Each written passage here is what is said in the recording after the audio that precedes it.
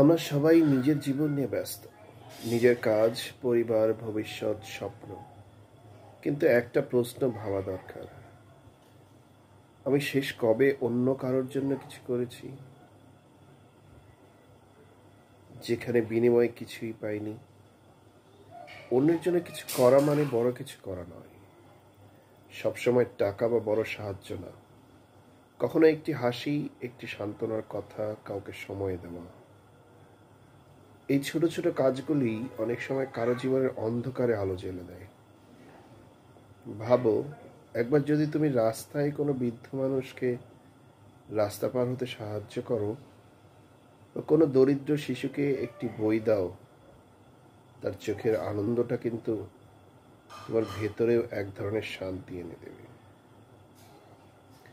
এই শান্তিটাই প্রকৃত সুখ। আজকের পৃথিবীটা স্বার্থ আর প্রতিযোগিতায় ভরা।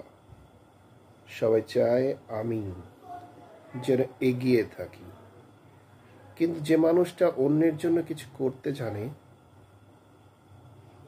সেই আসলে সবচেয়ে ধনী। কারণ তার হৃদয়ে ভরা থাকে কৃতজ্ঞতা আর ভালোবাসা।